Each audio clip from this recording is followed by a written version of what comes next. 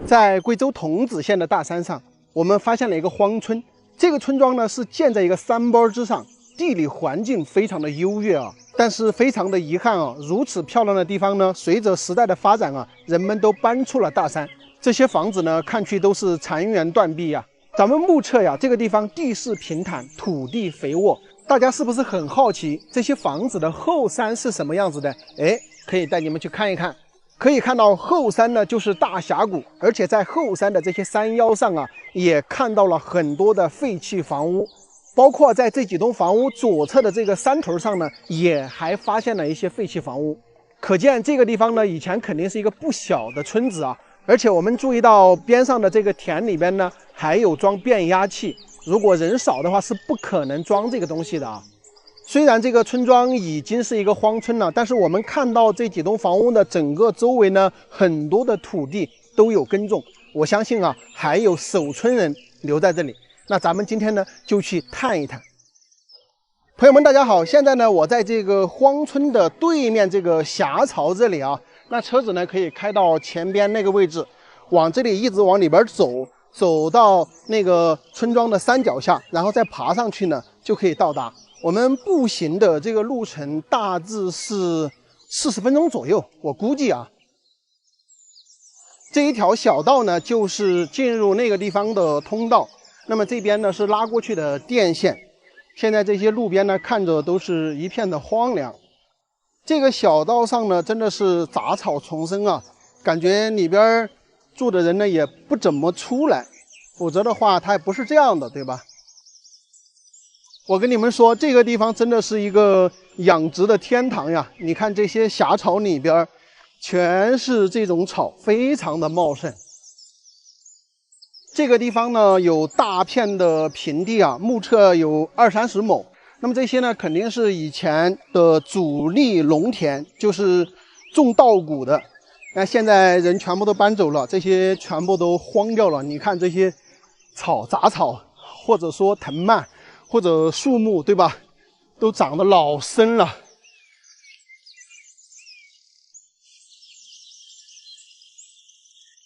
这个地方的水源呢也是非常的丰富啊，从山上崖壁的孔中呢有那种山泉水流下来，包括我们走那儿过呢都听到很大的这个水声。那好可惜啊，大面积的农田荒废了，这个感觉颇有几分茶马古道的意思啊。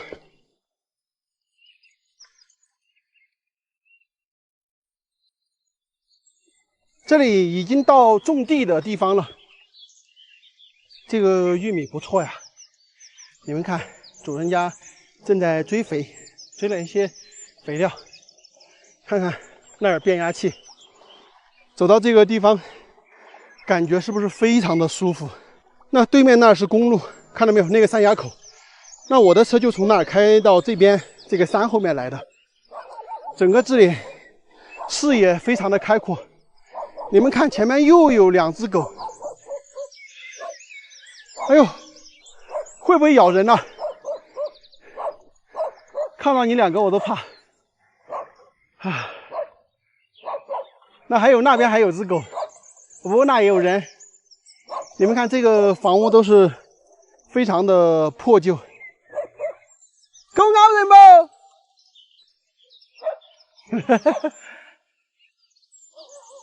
好不容易走起来这来了。啊，你听到了？啊，我在那边放过的。哎呦，我看到这里好多房子啊，我是在走过来看下。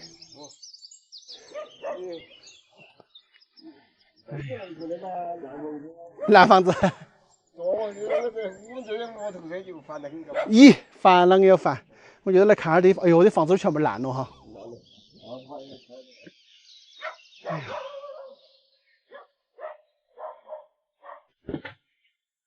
看样子你们还喂牛猪？喂牛猪。饭啷个要做啊？哎，没事没事，饭啷个要饭，做没有？做2分钟。哎，没事没事，我有水，我有水，我有水哟，我带的有水。哦。嘿，看猪场了哦。哎。你们这里属于哪路啊？我们说开。不用客气，不用客气。没得办法的啊，我们这岁数大了。你们也不大呀。60多了。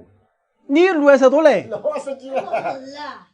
我看起你真的像50几了啊！哎，你们小孩呢？小孩19岁了。那现在在广东在干哪个？学的是汽修。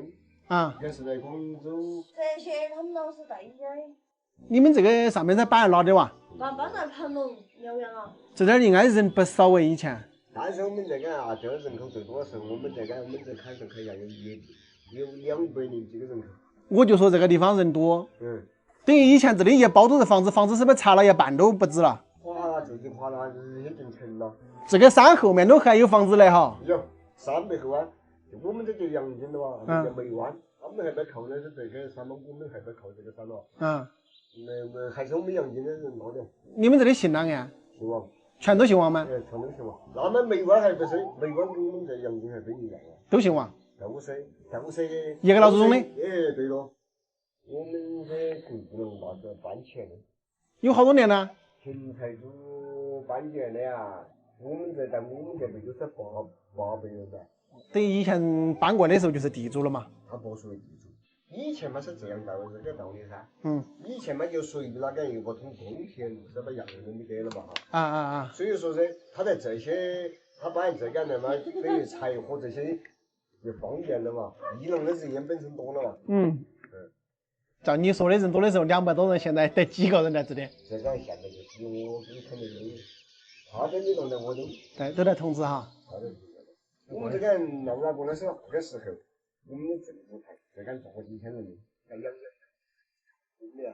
那个时候不是应该当官吗？不当官他哪会养得起兵呢？以前是弄的噻，哪个人他生意大，他就养得起噻。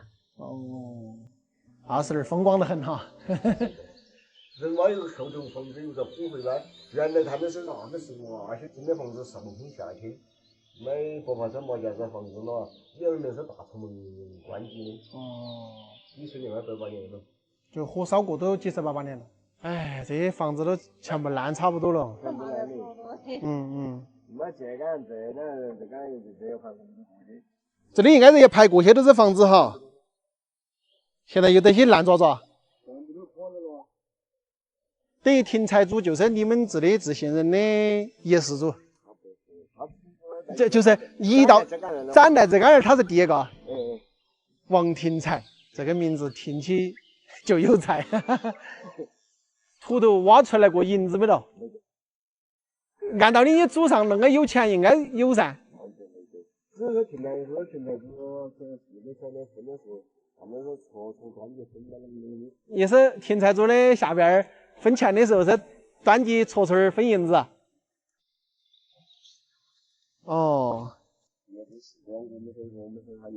你应该是在好多别个家。跟大家是我们是8倍，我们这下面都很好了你，我带都带起来，拿带来。这个好，这个小车，这个好车，这个赤泥杆，那个是9。咦，客气。这些房子啊，真的有点可惜，烂了都。哎呦，这个仙人掌开花了，我还是第一次见。那你干忙啊？我走嘞，我慢慢的赶紧走嘞。这个住在大山里面呀，真的是不一样。这个大叔63岁了，你们看他的神态啊，真的就感觉像40、50岁的样子。来到这里探访啊，才知道阳井不简单。我记得我以前都有听童子的朋友说过，阳井啊，在以前应该是非常出名。他们的一世主叫做王廷才，搬到这个上边来之后呢，到这个大叔这里是第8辈，那他下面呢已经还有3、4辈了，现在大概是12辈，200多年的一个时间。听这个王叔说呀，这个上边在最鼎盛时期呢有3000多人，据说那个时候这个上边还养有兵，周边都有人在把守。朋友们肯定很好奇啊，曾经有2、3千人住的地方，为什么现在就看着稀稀拉拉的几栋房屋呢？是这样的啊，在100年前呢，这里发生过一次巨大的火灾，所有那个时候修建的房子呢，全部焚毁烧尽。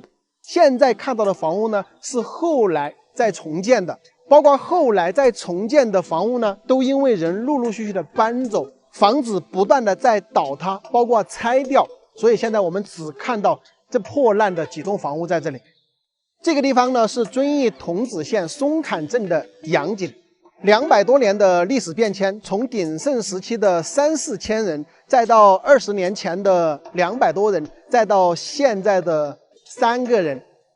一个小小的山上，从200年前了无人烟，再到后来的人丁兴旺，又再到现在的人去房空啊，历史不断在向前。这里呢也完成了它的使命，即将回归自然。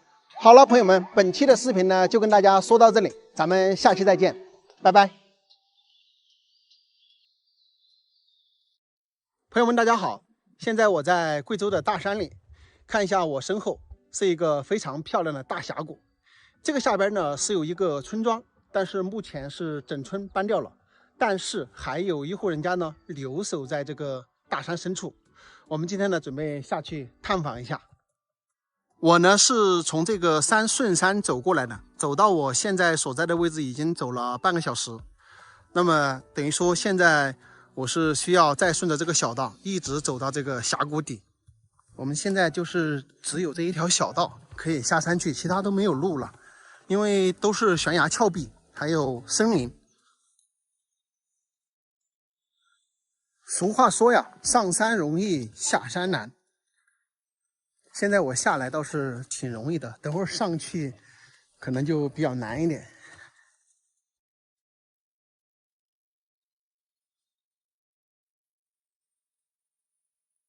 有朋友说呀，不得不佩服中国的电力，那是真的厉害。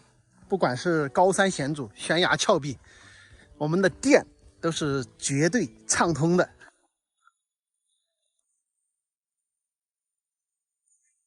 这些路上跟崖壁有啥区别呀？这走路都得小心。哎呦，哇，走到这里之后豁然开朗。大家来看一下这个峡谷底部，哇，太漂亮了！那么多的田土田地，那边那些房子全部拆掉了，然后只有这儿有一个房子，可能就是留守在这里的这户人家吧。我们下去看一下哈，感觉这个下面风景非常的漂亮，又是悬崖峭壁，又有河流，又有河边那么大片的平缓的土地。虽然看着近在咫尺啊，但我们走下去可能是还得好长一会儿时间。哇，养的有狗，吓人哦，这么远都听到声音了。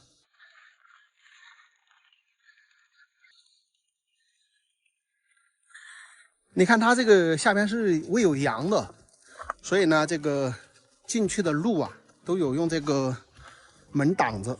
那怎么过去啊？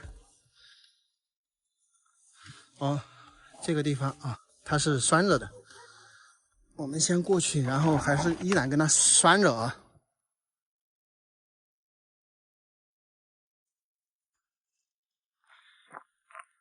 天哪，这个路是真的陡，走在这里都非常小心，要不然你这一滚的话就直接滚到沟底了。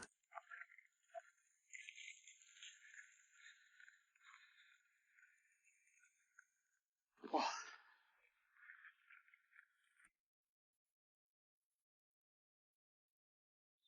哇，在上面不知道啊，走下来之后才发现这个地方真的很漂亮啊！我是从这个山上悬崖峭壁上慢慢下来的，然后我们看一下这里啊，它那儿有一个水潭，几边都是悬崖峭壁，这个就是一个峡谷的尽头。这儿有没有像那个小龙女跌入这个绝情谷的那种感觉啊？真的是非常的漂亮，几边都是悬崖峭壁，这个峡谷底一点信号都没有。我大老远的就听到好几个狗在叫，我天，我都不敢走。哎呦，先找一个棍子，没个棍子拿着，我的个天哪，你绝对是不敢靠近的，太恐怖了。2个是没有问题，我就怕3个以上。3个以上的话，一个人就招架不住了。2个我是可以招架的。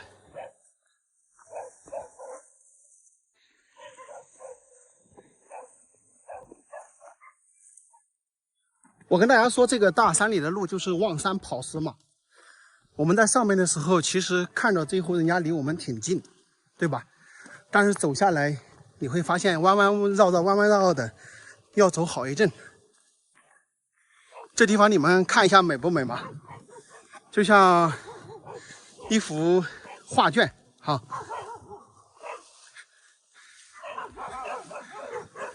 还养一蜂，3个狗，我的个天！有个老人家在的，喂了2个多狗啊！喂2个多狗，怕咬人不？不怕？走走走，我怕它咬人嘞。没人来我都有麻烦哈，就凶得很是吧？哦，走走走走走。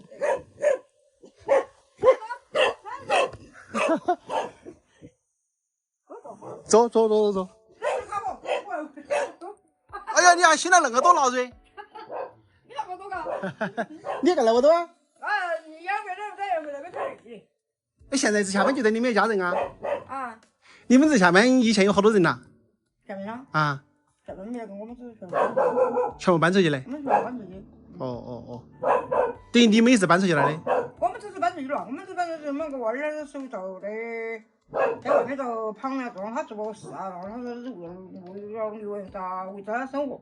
哦，等于你们这下面全部都是搬出去的，只是你们回来又回来在这里喂羊子哈。啊。哦。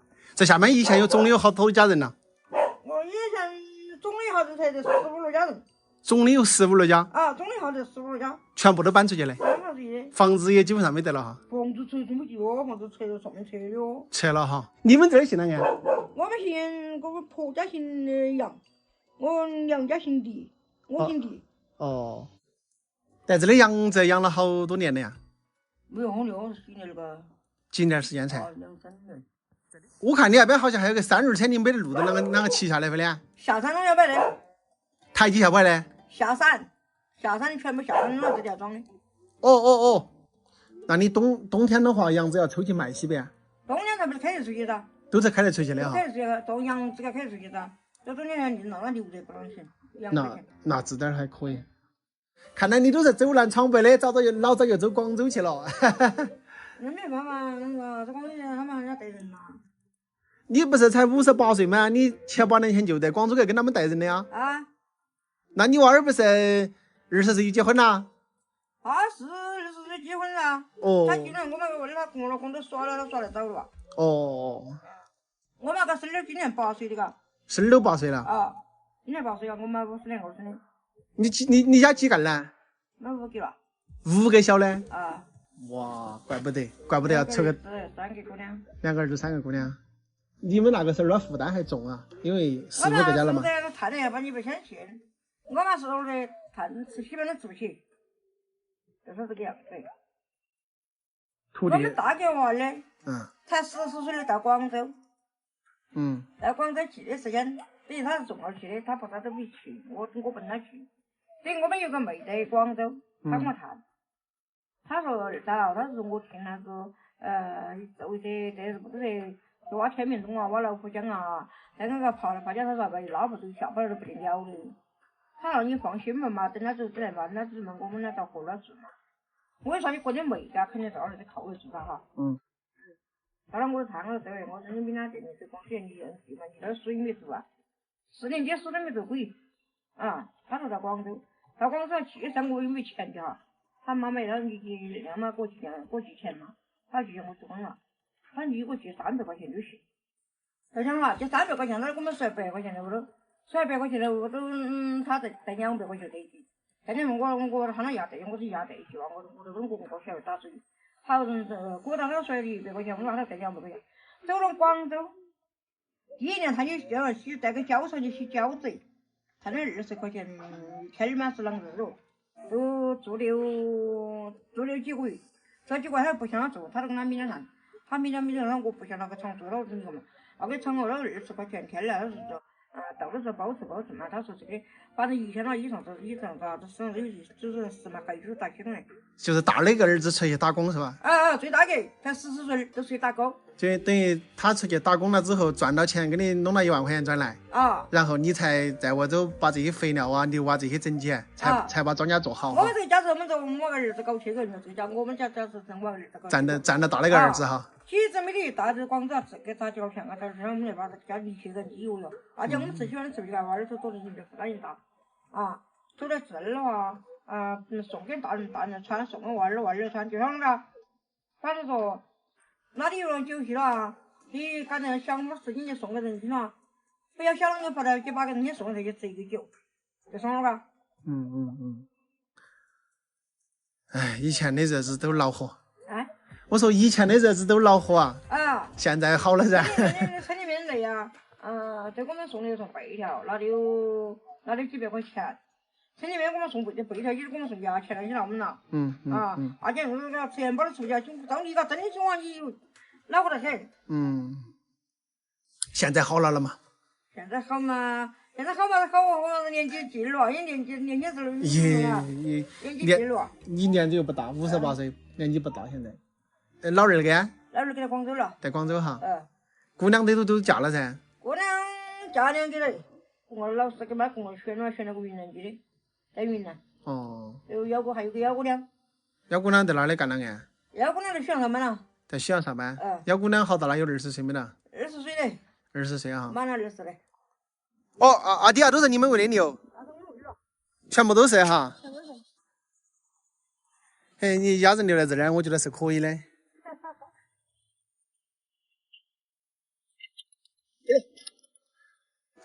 不要咬我哈！过去，你这边还是怕哈。没怕，咋了？你怕人，我才怕的，把你这两个手我是没办法的，真的。你这个车就是下山了从山上背下来。下山背下来。你们这个真的就是自己挖的了嘛？我自己是都往下活过去了，挖下河的，好不好？挖下河都挖好多时间了。没得挖好多时间了，你看多少就要活，反正就是。你没得挖挖机进来噻，手工挖呀？我们直来挖了。挖挖机吗？拖挖机从哪儿开进来吧？为的样子就是那种。这个下面也是关节样子的哈。那我上去了，打扰你了。不吃了，我上去了。你这个在外面站起，我弄个几个狗也担心。下去逛耍了一圈了，现在我开始返程爬坡了。这个下边的环境真的是非常漂亮。以前是15、16家人在整个峡谷里面，但是他们从10几年开始到7、8年前呢，全部整个都搬迁完了。这个阿姨他们家呢是又返回来，在这个地方搞养殖的。这个阿姨呢提到了她的大儿子，对于她的大儿子呢，她是赞不绝口的，因为她整个家庭的状况是她大儿子来改变的。以前都是吃不饱穿不暖，她大儿子14岁的时候呢，就想着出去打工。当时去打工的路费呢，还是这个阿姨去跟他借的，去借了300块钱。本来是都给他的，但是他想到家庭困难，又留了100块钱在家里面，自己带了200块钱下广东，去那边打工2、3年的时间，存了1万块钱，然后把这1万块钱呢寄到家里来。这个阿姨他们呢才开始去买一些羊，买一些肥料来把这个庄稼种好，所以才慢慢的改变了这个家庭的窘境。大家是不是觉得挺佩服他大儿子的？当时去那边几百块钱一个月，2、3年可以存1万块钱。对吧？挺厉害的，但是呢，也因为打工把手给弄了，前几年呢才返回到这个深山里面来搞养殖养羊。我相信阿姨的儿子呢是成千上万从农村出去的年轻人的一个缩影，大家都在不断的努力奋斗、创造和改变自己窘迫的人生。虽然农村出去的起点低吧，但是我相信不断的努力，不断的奋斗，不断的去改变和创造，会得到大家所想要的。好了，朋友们，今天的视频呢就到这里，咱们下期再见，拜拜。朋友们大家好啊，好久没有给大家介绍山里的避暑房了。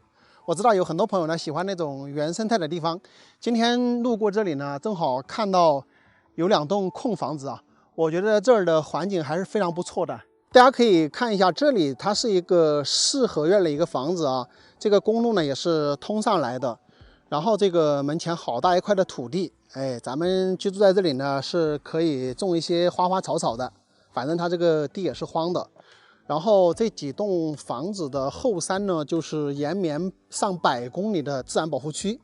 我们可以看一下，距离这个房子不远的这个山下呢，就是有公路的，是8米多宽的这个公路，所以说交通非常的方便，而且还有一条小河沟。这里呢，满足了大家这种有山有水的这种需求。这个地方呢，总的应该是有5、6户人家，但是现在呢，只有2个老人家居住在这里哈。我刚才问过他们了，他们现在住的是这个房子，然后还有4合院的这边上这一栋，那么也就是这个整个4合院那边那个3个房子呢，现在是空置的状态。我们这里可以看一下，这边以前还装了一个太阳能板，可能是很久很久以前了。这个下方呢摆有一些这个石磨啊，有大磨有小磨，喜欢这种环境到这里来居住呢，是可以自己磨豆腐啊，磨一些粗粮这些来吃的。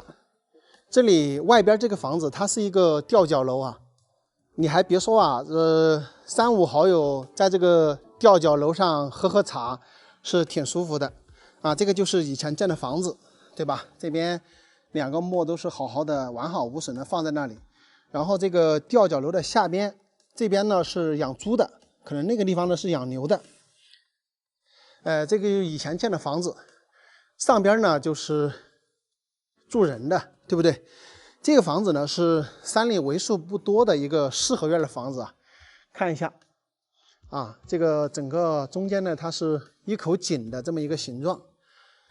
等于说目前来讲呢，这个4合院是空置的。2位老人家呢，他们是住的这个偏房啊，这个偏房，然后还有就是那边那个房子，因为是他们家的嘛。这里整一个4合院和这个房子呢，它是4户人家吧，我刚刚听那个老人家跟我讲的。比较好的一点呢，大家可以看一下啊，这边是公路通的，然后车子是可以直接开上来的。这个叔叔呢，在那儿种地还是干嘛？我们可以稍微跟他唠2句啊。你看上边那儿呢也有一个房子啊，他们这儿呢喂了一些鸡仔啊，这个鸡都是土鸡啊，看着黑脚啊，跑得贼拉快啊。等于这个4合院是你们就住的自编自2杆哈，那边都是空气的，空气的全部空气，都是全部空气的。但是这个4合院总的是几家人呢？4家人，4家人哈。对，在这里详细地址是哪个地址啊？半坡，小地名叫半坡，徐家坡半坡，青冈塘镇回龙村徐家坡半坡。就是这个小地名的嘛。可以，谢谢你了，我再上去看一下。刚刚那个老人家跟我说了哈，这里是一个4合院，他们这里总的是4户人。那么这个4合院有一排房子呢，是上边这一家的，但是他这个房子现在也都是属于空置的状态啊。平时都不会回来，只有过年的时候呢会回来，可能住几天吧。这个房屋的身后呢，就是刚才已经跟大家说了，是一个延绵100公里的自然保护区，后面就是大山啊。但是住在这里呢，千万不要随便逛到大山里面去，因为特别容易迷路，你走不出来的啊。那么这个房子的位置呢，就比较向阳。然后我们看对面啊，也是这些山峰，下边走下去没有多远啊，就有这个大一点的公路，而且它这个位置是非常亲近的。大家可以看一下，车子可以停到这里来，对吧？那么也就是从这个支公路上来之后呢，它这里呢就是一个尽头的1户人家，然后房屋后面就是大山，所以大家喜欢这种亲近的啊，喜欢就是到我们这个贵州大山里来避暑的啊，像它这个房子就非常不错。它不单适合避暑啊，还适合长期居住。但是呢，这个要跟主人家去商量啊，因为它现在呢是不回来了，基本上不回来了。只有是过年的时候呢，说是会在这里来住个2、3天、3、4天这样子。这房子看着相当不错啊，但是它这个2楼这边是没有装修的，只是装了这个1楼啊。特别是我们喜欢在外面旅游的人，或者说喜欢露营的有露营的朋友啊，他这个地方就特别合适哈。在这个院坝你都可以搭好多个帐篷，对吧？正面呢，它是一个3大间的一个房子，然后这个侧边这里还有厢房，也就是厨房吧。厨房，那么你看这个地方就可以做一个茶台啊，然后在这儿喝茶呢，我们就可以看到对面这么漂亮的山峰啊，所以这个位置我觉得是非常向阳、非常不错的。个人觉得呀，这一栋房子是比较向阳的，而这一户人家的房主呢，他下面的4合院还有1排的房子是他的，他这2个房子都不居住的啊，人家只是过年回来个1、2天、2、3天这样子，其他的时候都不会回到家里来住。所以如果大家有喜欢的，你们可以来这里呢，去跟主人家聊一聊，我觉得是可以聊得拢的。他们这里这几家呢，都是一个姓罗。所以他们都是一个祖上下来的，大家刚刚也看到那个老人家了是吧？特别的友善，也非常的客气。反正我个人感觉这个地方不管是临时避暑或者说长期居住啊，我觉得都是非常非常不错的。我借助今天呢，也跟大家解释一下哈，有很多朋友呢就问我要这些人家的联系方式什么的，这个我确实是不能给啊，因为问的人很多。假如说我去问到主人家的联系方式了之后，然后给到你们的话，其实是会对人家形成一种骚扰，对吧？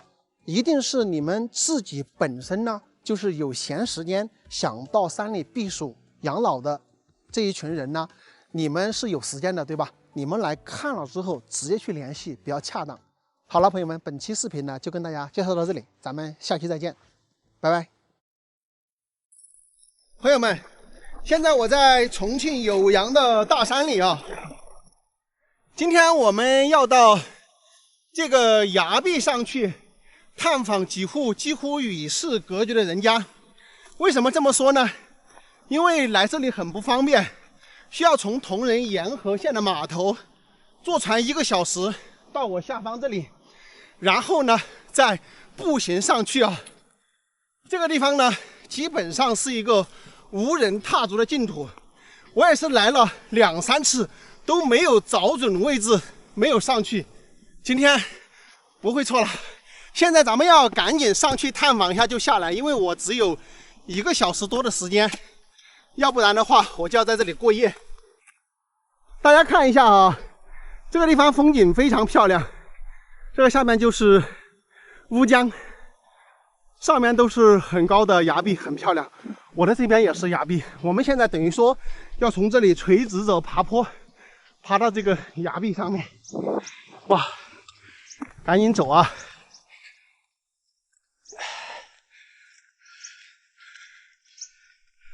这个路相当的难走，基本上是这种笔直的爬坡。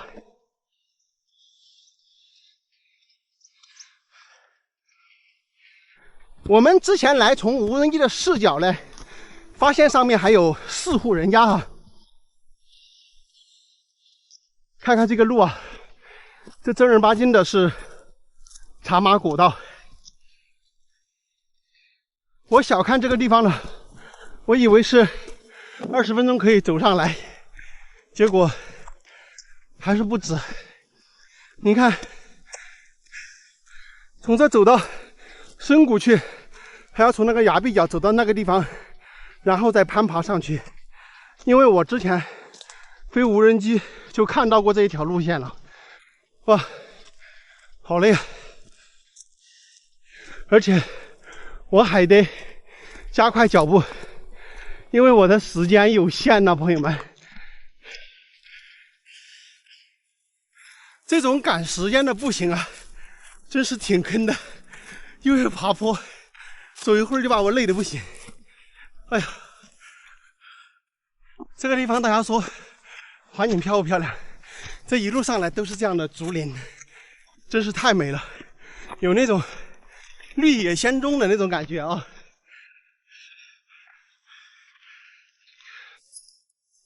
这里砌了一些石坎啊，这个都是很古老的这种石墙了。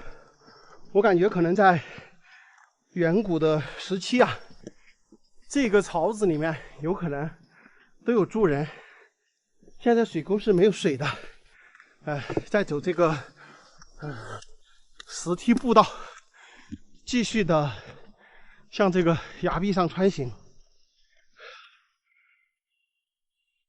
好热，又好累，朋友们，我把那个里面的内里衣服都给脱了，这不脱太难受了，累的那叫一个累啊！这么美的风景，只有咱们步行在大山里面才能看得到啊！哇，好累，怎么这么难走啊？我能不能走到啊？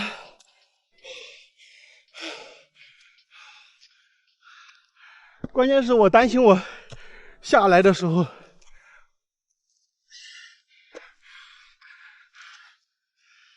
他们这个小道跟崖壁山道有什么区别？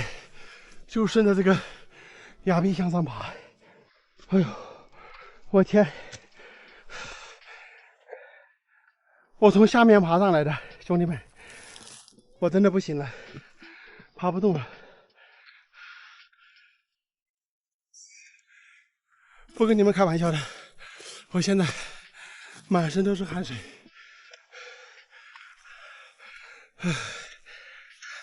你说他们长期居住在sơn门，这个出山一趟啊，真是不容易。更重要的是，要去背点肥料回来种地的话，这怎么搞？哎呦！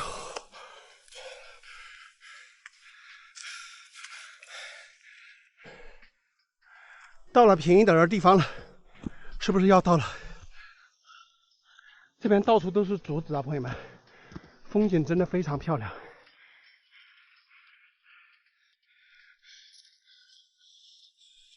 哇哇哇！已经到他们种的土地了，我的天哪，总算是爬上来了。看一下这里的风景啊，真的是太漂亮了。我们从无人机的视角来看的，这个地方有2户人家，然后这里是一片非常美的土地，看那个花也开了，这上面风景真漂亮。然后还有2户人家的住在那边啊，那边咱们就去不了了，因为时间紧迫，只能到这2户人家这里去探秘一下，休息一下。我天哪，养了2个狗，我这有点害怕呀。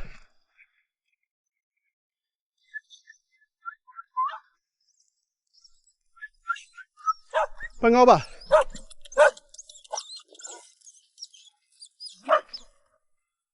会不会咬啊？你这么友善，我都担心你会不会后面搞我一口。咕噜咕噜。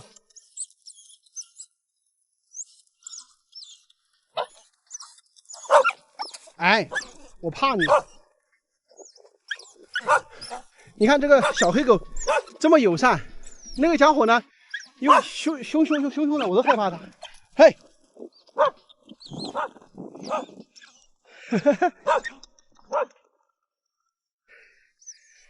别吓我，别吓我。看一下他们这里啊，这环境真的很漂亮啊，但怎么感觉好像没有人在家呀？不会吧？不会这么不凑巧吧？人呢？我们看一下这里，是吧？这里是2户人家都有人在家的，那边还养了好多的鸡。你们看，这边是牛栏猪圈，它这个猪圈上面还用这个杉树皮来盖的，特别古朴。那边是茅草，啊，这2家都有人居住，那边也有养鸡，这边也有2只狗，也有养鸡。然后整个这个房屋周边的这个土地啊，打理得非常的干净哦。趁还有一点点时间，我们赶紧往那边2户去看一下，能不能碰到人。这家我们没有看到有人在家啊。我看一下时间，现在是10点50，我12点钟就必须到河边赶船。相当于我这个上面还有半个小时的时间可以了解一下，所以我要加快脚步。你们看这里的风景好漂亮嘛，这个天呀多么的蓝。这个是梅花吗？花也开了，很漂亮。这儿简直就是一方净土。你看，尤其在这个位置可以看到我们奔流不息的乌江。大家看他们这里，就是不管是身后还是这个屋前还是左右，都是被悬崖峭壁所包裹着的。你们看这个路啊，从下方上来的路反而是走的人很少，他们这个4户人家相互串门的这个路啊，反而是走的比较频繁。你看看，希望这边有人在家吧。那没人在家的话就好尴尬呀。吃饭没到，老人家？吃饭没到？我说你吃饭了没得？我这也吃了不了。我说你，我说你吃饭了没得？我吃了。吃了哈。你吃了不了？我啊，我在这边手机上来耍呀。你哪是啊？我来玩了。听不到个。来耍呀。来耍呀？那你们吃饭了？吃了。你好大年纪了？80了。你80岁了？你们这个上边有几家人啊？这几家人啊？都在有3家，后面有一家。4家？你贵姓啊？我贵姓徐啊。姓徐。这个老人家他耳朵不是很好吧？我跟他有点不太好聊。我们注意看一下他们，我们就是看一下他们这里这个环境非常好，他们把这个地搞得很干净。你们看看。这个路上，这个小路上草都全部搞掉的，然后上面这里还有一家房子，这里呢是住的一个30、10岁的人，我真的没有时间去了，我要马上下去赶船，只能仓促一点。你看这2个老人家住在这里哈，他们把这个房屋打扫的好干净啊，大家看一下，非常非常的干净，还养了一个小狗。我们找这个老人家聊2句。啊？就走这上面啊。就走这上面，认不得哈。你们在这里住了好多年了？从小有的在。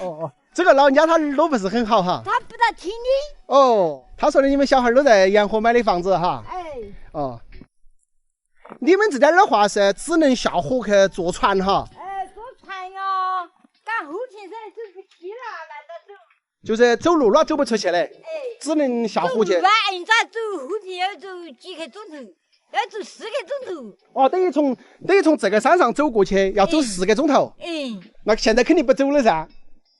前天去赶一天茶，这脚路痛啊。是啊，那现在等于说就是要走路在河沟去坐船哈。还挺难走的，走哪儿都哈。那你们是不容易出去哦。拿个证儿出来噻，那说。不用，我站哈要走，我要下去赶船。你们起船了？我撤了，我要下去赶船。那起船我没转。不起，我要下去赶船，我要赶船走。赶哪了嘛？我要走沿河。走沿河？你要底下上来呢？我说你拿船扣了。对，你看到船靠的啊？我听到起扣了，我说生气了，是了，我赶船去了。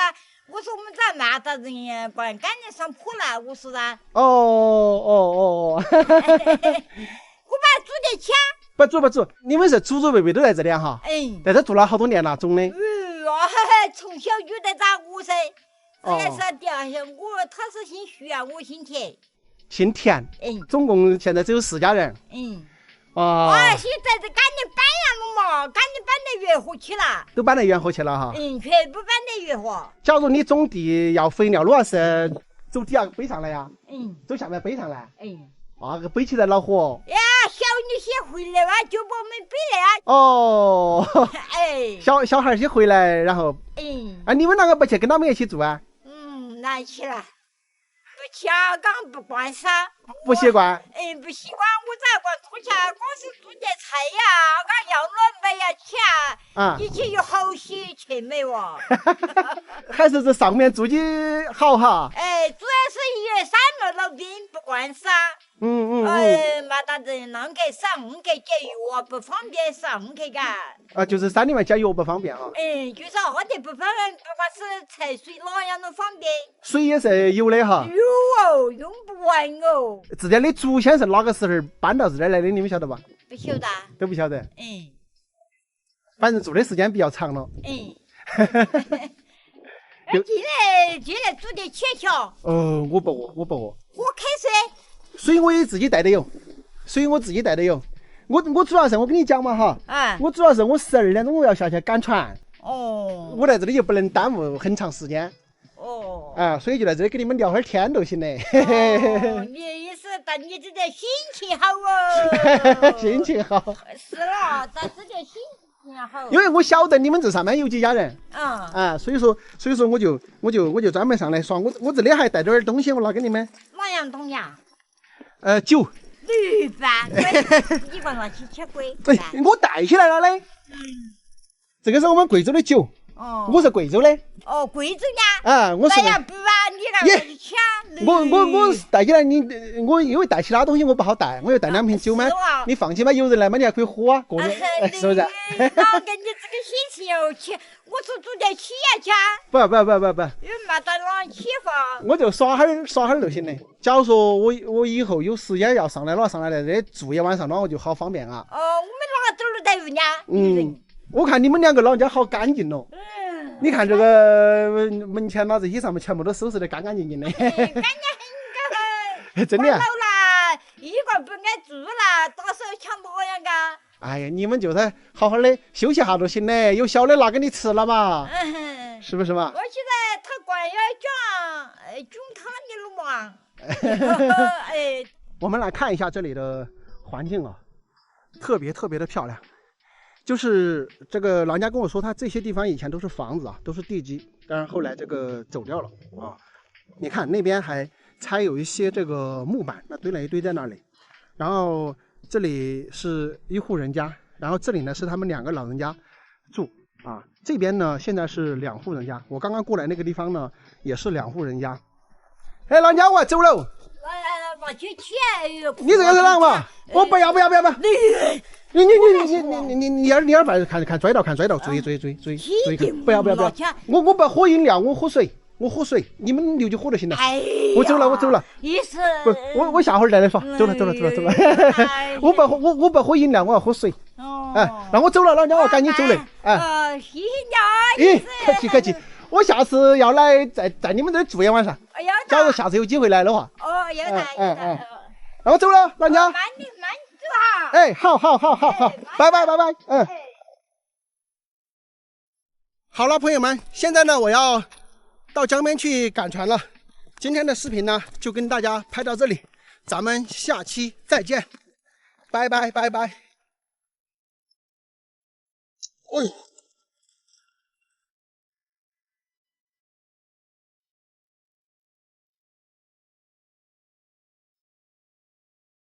朋友们，大家好，我是阿泰。前2天呢，我发布了一个去重庆深山探访64岁李阿姨的一个视频，因为她的家庭原因呢，也牵动着很多网友的心啊。那么今天呢，我想把我去的整一个过程呢，再跟大家详细的说一说。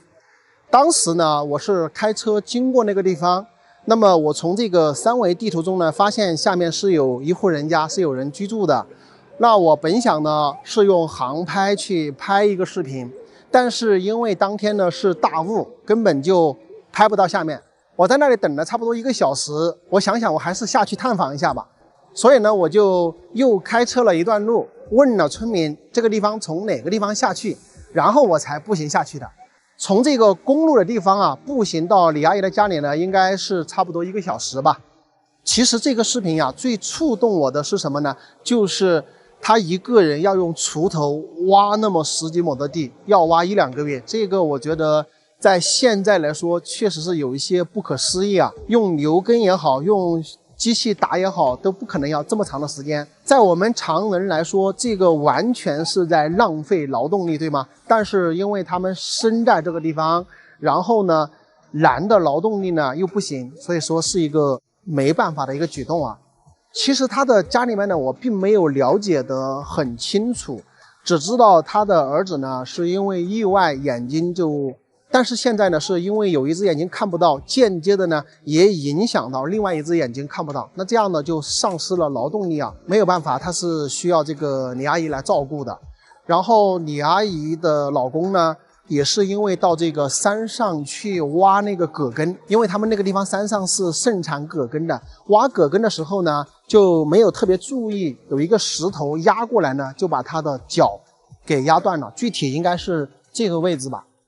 那目前呢是在医院里面就医，李阿姨也说了，因为要去治这个病呢也借了一些钱啊，大概呢就是这么一个情况。当时李阿姨带我到他们的中堂去看一看啊，正好有橘子嘛，她要拿了3、4个橘子给我吃。当然我想想，她从关阳镇去背过来太费劲了，要花4、5个小时的时间背过来，我都不好意思吃，对吧？我就吃了1个橘子，那就是你们在视频中看到的这个橘子。又有很多朋友在那里评论说，你怎么不给点钱啊？怎么的？其实啊是这样的，我当时从山上下去的时候呢，我并不了解什么情况。你说带东西也不至于，对不对？而且本身我的膝盖也有一定的发热状况，我走这种坡路的话，我自己也会腿软的。所以说呢，也没有带任何的东西。那下去之后呢，吃了李阿姨一个橘子嘛。那我当时呢身上也没有现金啊，只有100块钱的现金，我其实是掏出来给他的，但是他说什么也不要，那我也是没有办法，我只能作罢。所以呢就离开了这个地方。我想跟大家说的是，像李阿姨家的这种情况的话，确实是因病而致穷的，现在确实整个家庭是比较困难。其实我自己看到这样的情况呢，自己心里面也是百般的滋味，这个人生百态嘛，对吧？那我自己呢，说实话，不算说生活过得一地鸡毛吧，但是也就是一个普通的平头老百姓。有很多东西你看到了之后，你其实是无能为力的。其实最怕的就是这种，大多数人应该理解我这种心情，对吧？因为我是遵义人嘛，我离那个地方呢也有600、700公里啊，所以说来去一趟真的是挺不容易的。那么也有很多的朋友呢表达了他们的想法，想去看一看李阿姨啊，或者说给她带点物资啊等等之类的。这2天我也在想这个事情。我这2天呢确实走不开，因为月底的时候要去长沙参加一个会议嘛。我本身也是游山玩水的拍摄视频嘛，对吧？等我这个参会回来之后呢，我再规划个几天的时间，我往那边跑一趟。我也会再去看这个李阿姨。如果大家有什么样的想法呢，也可以在视频下方留言评论，好吧？还有一点呢，就是我比较喜欢到这个大山里面拍这些视频，当然我希望大家呢不要去胡乱的评论一些东西。我们这边有句古话讲的，人是3节草，不知哪节好。就是以前可能是很富裕的家庭，但是因为生病呢或者什么原因呢，就会导致自己的家庭状况一贫如洗。这种例子在这个社会上是非常非常多的。所以说大家不要把这些东西呢都归咎于这个地方不得力啊，或者什么样的，不要去讲这些东西啊。希望大家去看问题呢是多角度的去看，不要带有特别主观的这种意识，把一些东西呢指向方向不正确的地方。在这里呢也要非常感谢关注我的朋友，看我视频的朋友啊，希望大家呢越过越好。朋友们大家好，现在我已经回贵州了啊。今天老妈叫我回来理一点土，他们要种一些高粱，应该是有5、6亩地吧。我上午的时候就折腾了一上午，那个旋耕机坏了，然后去又修，哎呀，搞了半天。现在开始干活，我本来是叫他们不要种了，他们非要种，那没有办法，肯定得回来帮忙把这个土理一下他们不会使用旋增机啊。加油，今天尽量的把它干完。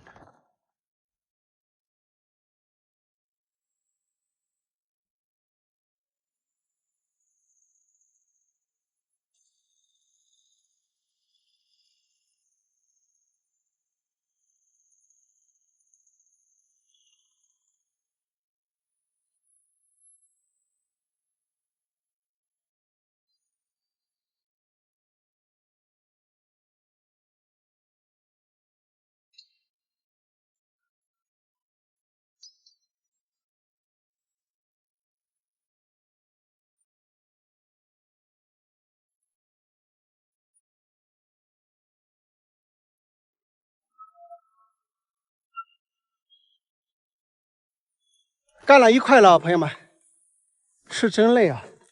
这个山区的老百姓种点粮食是真的不容易啊，所以大家一定不要浪费粮食啊！这个没有粮食吃的话，那问题就大了。我本来说让我老妈花个几百块钱一天请人来打一下，她给我打了几次电话，非要让我回来打。我感觉啊，他不一定是在乎那几百块钱，他在乎的是，他一喊，有没有人回来帮他干活。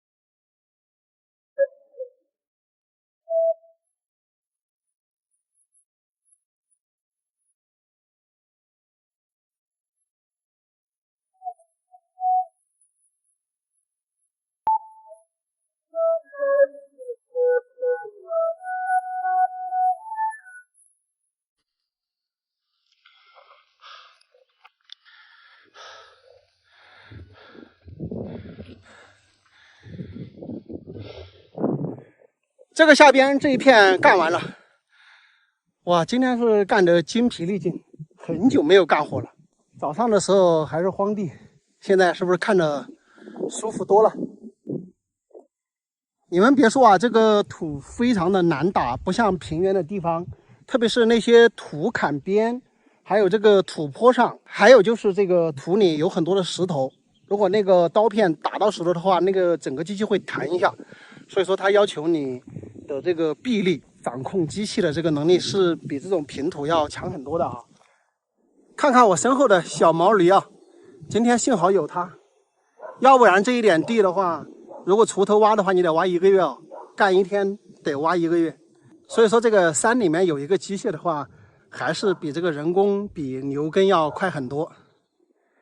喝点这个赤泥液啊，打个广告哈，朋友们，这个赤泥液呢是我自己的这个橱窗里面，也是我自己的店铺啊里面卖的。这个东西呢确实是一个好东西啊，它的那个 VC、SOD 还有这个赤泥黄酮的含量都是非常非常高的，补充一点能量。如果说大家注重养生的，可以去咱们这个橱窗里面看一下，它被称为液体黄金，不是没有道理的。我只说一个 VC 吧，我们人体一天所需要的 VC 大概是100毫升就够了，但是这一瓶赤泥原液它的 VC 含量是400毫克。你们想一下，如果我们需要 VC 的情况下，喝一瓶这个赤泥原液都足够了。大家可以去我的橱窗好好的看一下，因为详情也写的比较清楚。这个喝起来带点微甜，带点涩，带点苦，其实感觉挺好的。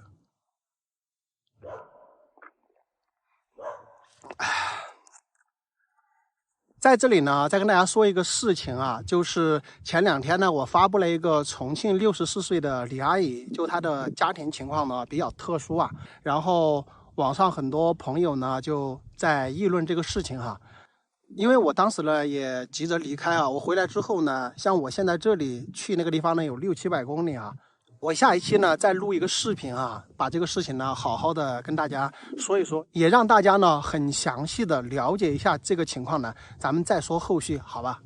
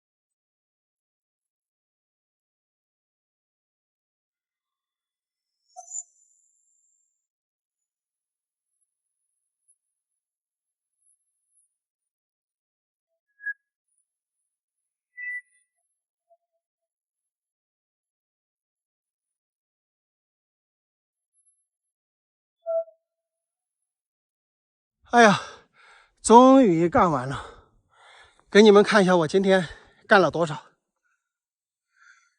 这一大块估计都得有2亩地，然后下边这一块也是很大的，然后下面那一坡，现在看着我都感觉我干不完。哎呀，实在是受不了，今天真的是干得精疲力尽，现在整个手都是抖的。我今天差不多是从这个中午11点多开始干，现在6点半，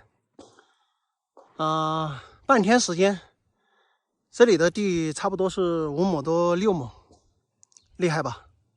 我都佩服我自己啊，一直都是赶着走的，就是使劲的把这个旋耕机往前面推着走。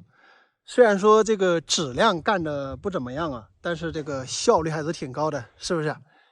这个地呢是跟来种高粱的，因为高粱呢是政府这边发种子下来，然后包回收的，大概是5块多1斤吧。然后这一片地做下来的话，应该是可以卖个1万多块钱，我觉得还可以啊。最起码是比种玉米的话提升了好几倍的这个收益，对吧？你们别看我不怎么干活，但是我干起农活来却是一把好手，因为从小干到大嘛。不过今天这个活干了之后，我估计好几天都起不来。哎呀，现在整个人都是散架的一个状态。其实我也劝他们不要干了，因为干这个活挺累的。但是像我们的上一代人啊，他们对这个土地是有感情的，这个富人呢可能理解不了，因为像我们的上一代的话，他们可能是卡着这个饿饭那个年代成长起来的，他们小时候就吃不饱穿不暖，所以说他们对这个土地的感情呢，基本上是当自己的生命一样的。只要他在老家，他一定要把这个地种一种。我们不想干也没事，但是他们要干的话，要尊重他们。你看我这不就回来跟他们耕地了吗？最后啊，再跟朋友们说一句，粒粒皆辛苦啊，一定要珍惜粮食，好吧？朋友们大家好，现在我在重庆乌溪的南阴大峡谷这里啊，这个地方非常漂亮啊，如诗如画一般。看到我对面这座崖壁没有？这个崖壁上呢有一个村庄，犹如世外桃源一般，而且村庄上的人啊好像都挺有钱的，都是修的楼房。这个地方呢是很深的一个峡谷，我说的那个村庄就在这个崖壁之上，又像在云端的这种感觉哈。大家可以看一下这个村庄，它的前方是悬崖峭壁，它的后方是高耸入云的山，也是悬崖，左右呢也是悬崖。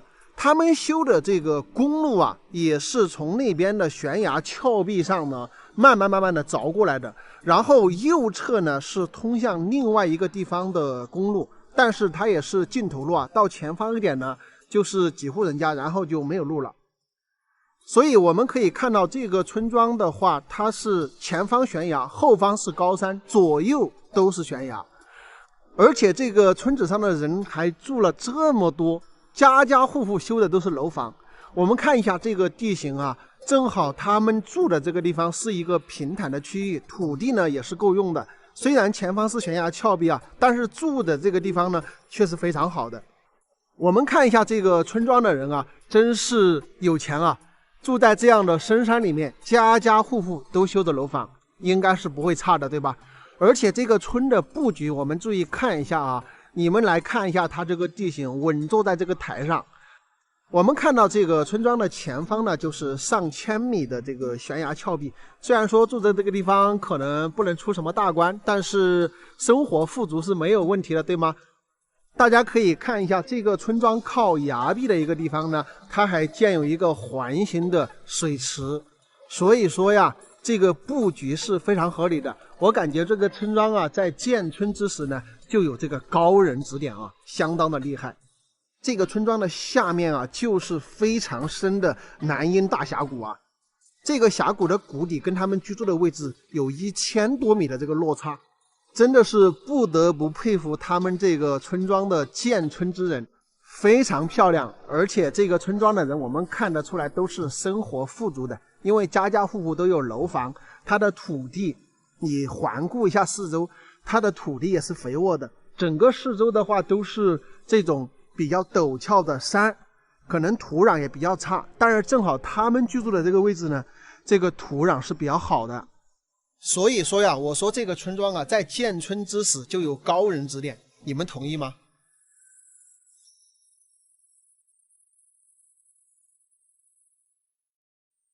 对于你们这个山上还有猴子啊？有啊，他们就抓在这一抹，有几多啊？总上别墅。朋友们，大家好，我是阿泰啊。现在我在重庆的大山里，从上方村民的口中得知啊，这个峡谷深处啊，还住着一独户人家。今天咱们就准备探访一下哈，听说要走1-2个小时啊，我就喜欢挑战这样的事情，走吧。这边呢，现在是一个大雾笼罩的状态啊，相当于现在我们是朝山下走，跟山脚到我这里的海拔落差有超过700-800米啊，所以说我们今天又是一场硬仗啊。我们看一下这个路啊，都没多少人走啊，这个小路上呢，全部都是这个覆盖了青冈树叶啊，感觉今天又是在大山里待的一天了。看看这里的风景多漂亮，到处都是这种茂密的青冈树林。我们要去到的就是下面这个非常深的一个大峡谷里面，但是现在说实话，雾没有拆开，我也没什么方向感，只能说估摸着往下走吧。这个地方应该就是往这边下了。哇，这一条小道呢，就是下边这一户人家上来的唯一的路道，因为整个大峡谷下面是封闭的一个状态，走下去的时候挺开心的，等一下爬上来的时候皮都要爬掉几层。我这个走着走着呢，还得看一下这个 GPS 的定位啊，因为没有这个方向感，今天又是大雾嘛，大家可以看一下这个路的路影都不是很明显了，所以说住在里面的人呢也不怎么会出来啊。逐渐这个峡谷底的风光呢开始呈现出来啊，因为雾已经开始散开。你看我们现在的山顶上就是雾，我现在已经穿过了雾层，来到了这个峡谷底，不知道几时能够看到这户人家居住的地方啊。其实我跟你们说啊，我宁愿走那种去的时候是上坡，回来的时候是下坡的路。你看这个往下走的时候是下坡，再返回来精疲力尽的时候走上坡，那是真的有点难受啊。看这个路弯来弯去，弯来弯去。我来带大家看平时你们看不到的风光，但是我的这个腿脚啊确实挺受累的，大家说是不是？哇，看到这一户人家的位置了，大家看到没有？住在这个地方，我的个天呐，这地方离我这里最少还要走半个小时才能走得到啊！哇，我都有点打退堂鼓。看一下，就住在这个很深的这个峡谷内。你看，我们刚才是从有雾的地方走下来的，我已经走了很远了，但是现在依然可能才得一半的路程吧。你看这户人家就一独户居住在这个峡谷底部，周边的土地也都在耕种。看一下，哇，这个地方太牛了，与世隔绝一般。你说下去吧又很累，不下去吧它又不是我的性格，那没办法呀，咱这个还是硬着头皮下去吧，为了给大家呈现一段其他人都没有看过的风景。你们可以看一下，我现在是往下坡走，都已经有点出汗了。等一下往上坡走的时候，咋整啊？咋整啊？哎呀，不过不用担心了，人家长期居住在这里都没事，我偶尔走一次又算得了什么呢？你们说是不是？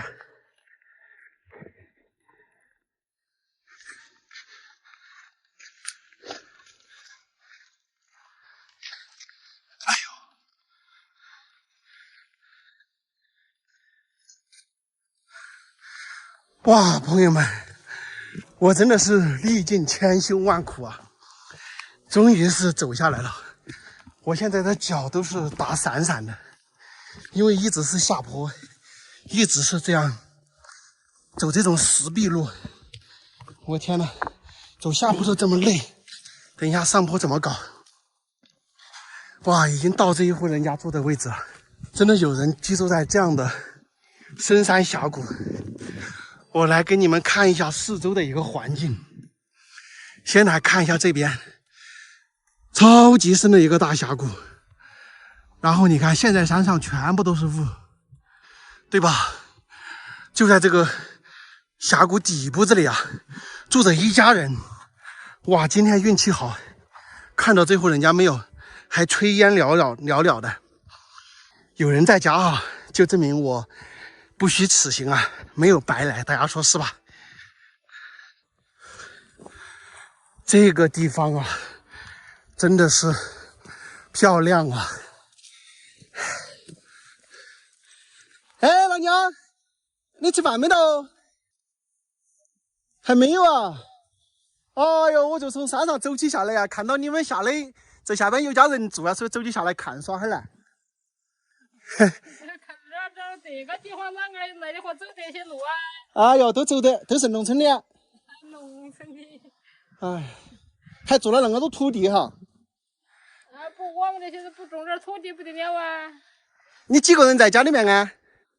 我就是我一个人转在这儿。就是你一个人啊？啊，有一个娃娃，眼睛是个血管，把眼睛到下到他个儿，今年他说出巫山去了。哦，带巫山去了。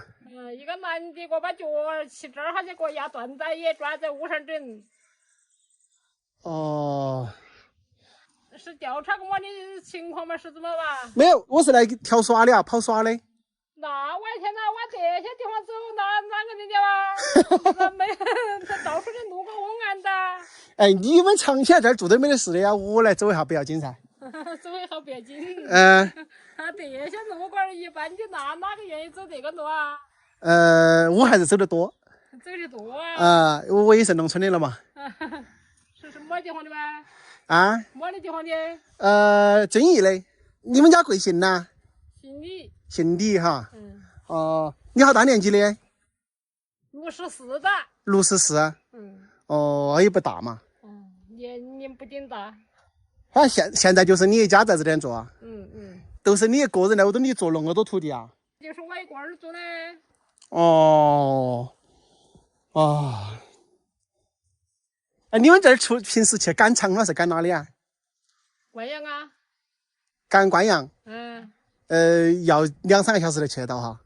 那你要走啊，这个公路上碰得到车呀？那碰不到车的话，过程走的话要半天走啊。要走半天？要走5-6个小时啊？哦，也不容易啊哈。为了有2个猪儿。2个猪儿。那你喂的有牛没得啊？没得。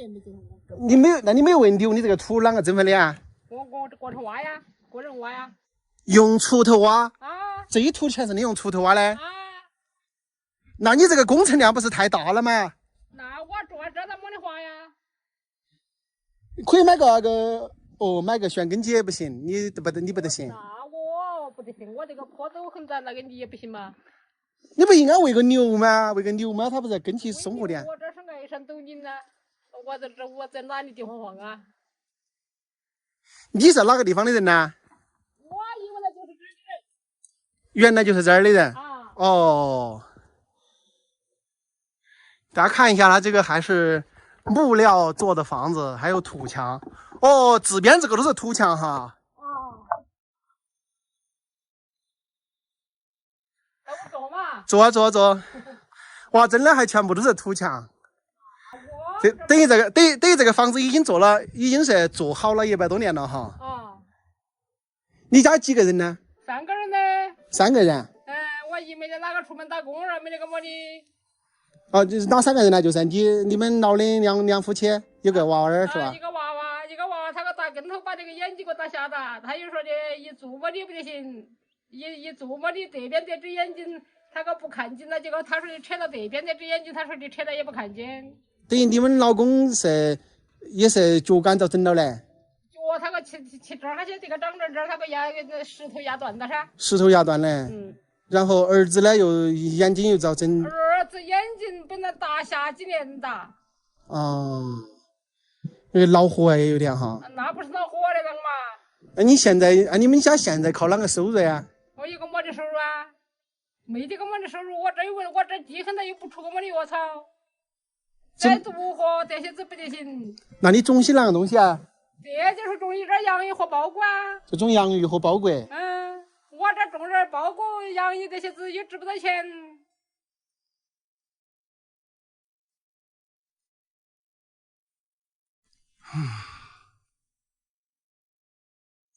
这边这些土也都是你自己挖的？那还是我挖的。我天，你挖这个土挖了好多时间哦。要几个月挖呀？挖这个土地要几个月？你也戳的挖肯定要挖好久啊！我看那么多土地。我一个人没得他2个多月，我挖不出来。花了2个多月。我天哪！那你还不多喂点鸡啊？牲口很大，喂不上枪。有牲口喂不上枪。有牲口喂不上枪。有山上的野货。有些那个东西啊，他要来整哈。他来拖鸡噻。网上那么多，他给我拖完噻。就网上8、9个鸡子上10个，他给我拖完噻。那个应该是山上的野猫哈。你晓得是些么的牲口啊？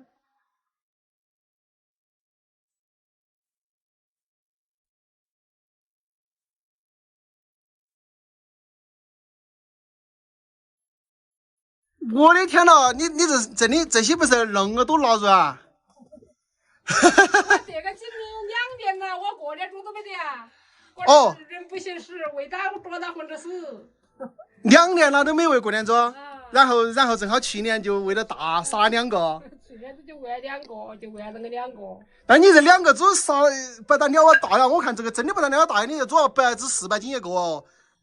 这个是我感觉都有500-600斤了哦，这个猪弄个长叶刀加这个肉啊。好厚嘛，这个肉，看这个那么厚，又长。咦，就是你家这2个猪嘛，可能都要卖不少钱嘛。我这哪个要呗？我这喂的猪都没得哪个要。他凑男的来背，他凑男的来弄。就男的来整哈。我就只杀到个人吃的。咦，有好多人喜欢这种腊肉哟。朋友们，大家看一下它这个腊肉，真的是不得了啊！我感觉这个猪有400-500斤，是2个猪杀的这个腊肉。这边这个腿，大家看一下，这个腿都这么大。这个腊肉是大家从来没有见过的吧？400-500斤的这个大肥猪，我感觉这个猪反正最少有400-500斤。这个腊肉这么长，等于去年2个猪还是可以哈。2个猪可能2个猪还要得700-800斤，2个猪。哦，那2个多有7、800斤还是有。有7、800斤哈。你是真的辛苦。你看挖那么多地，挖2个月的时间，太不得了了。他们又身体不好哈，你也没得办法帮得到你的。那他们这那怕一哈，哪怕说赌活了，那不得行。这个就是大门哈，那包裹都是挂在这个两头的，看起真的很好看的。走热到那吃不吃这个橘子吧？不吃，谢谢。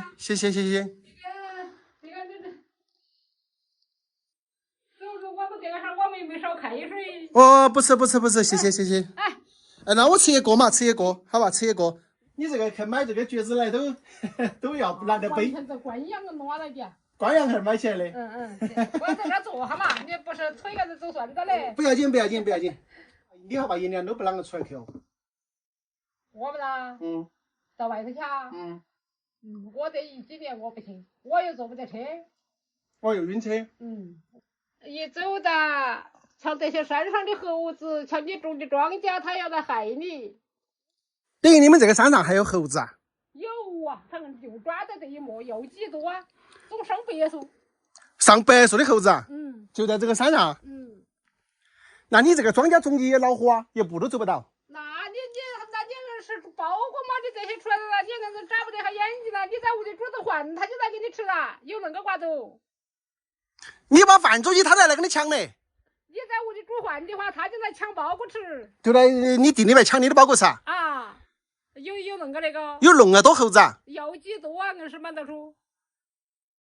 那你这个应该搬走啊！你看这儿猴子不是太多啊，你种庄稼也种不到啊。然后我搬起走，我钱呢？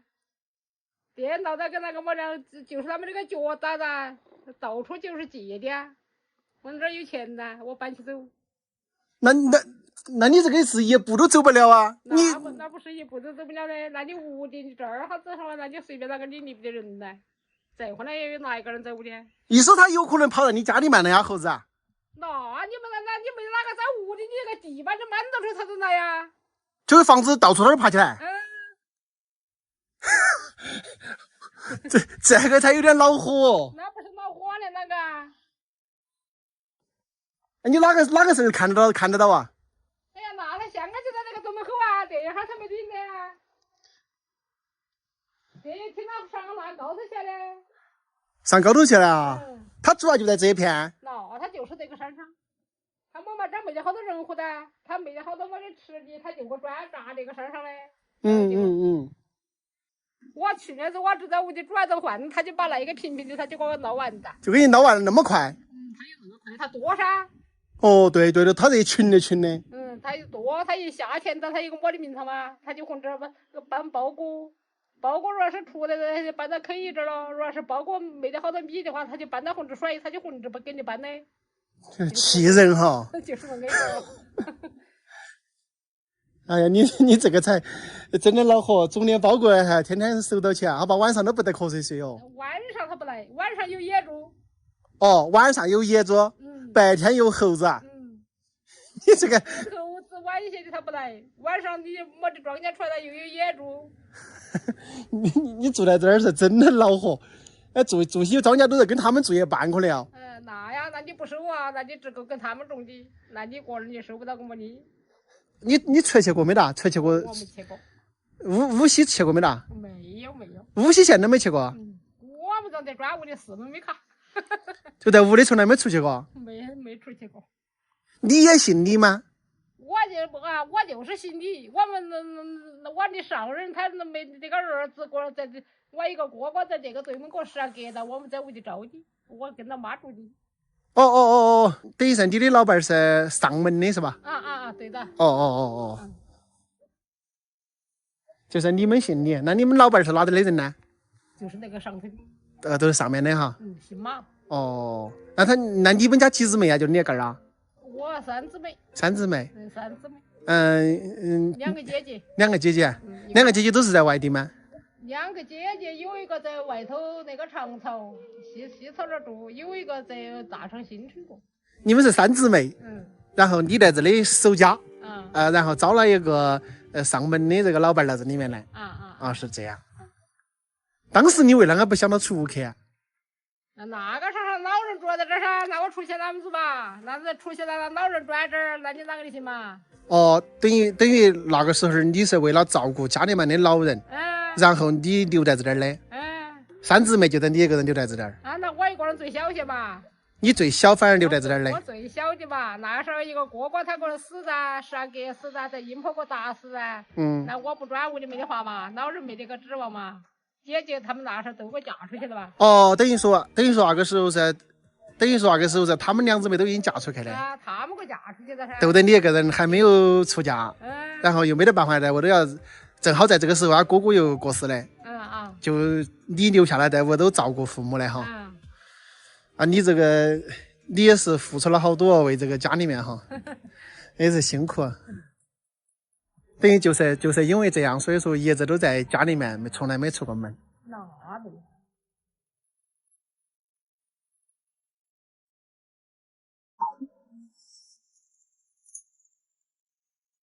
这个阿姨呢，挺让人敬佩的。她是他们家的老幺啊，有2个姐姐，有1个哥哥。2个姐姐呢，老早就已经出嫁了，然后哥哥呢又意外身亡，所以说呢就不得不把这个家庭的重担呢掉在了他身上，所以他也没有远嫁，就在家里呢招了一个上门的女婿，就在家里把这个老人呢伺候归天，所以呢整个人的一生基本上都没有出过大山，包括现在也是一直在这个山里面待着。刚刚跟你们说的情况你们也了解了，他要在这里跟天斗，跟地斗，跟山上的野货斗。说实话啊，还真是挺艰难的。我到下面来探访一下呀，我现在这个心情也是比较沉重的，千言万语呢，其实我也不知道该怎么说。好吧，朋友们，今天的视频呢就到这里。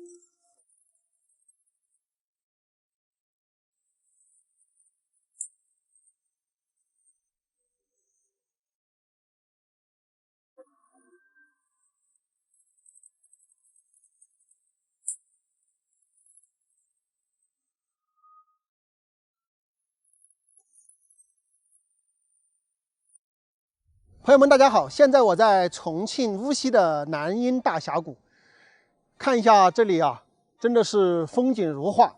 那个山呢，就叫做南阴山。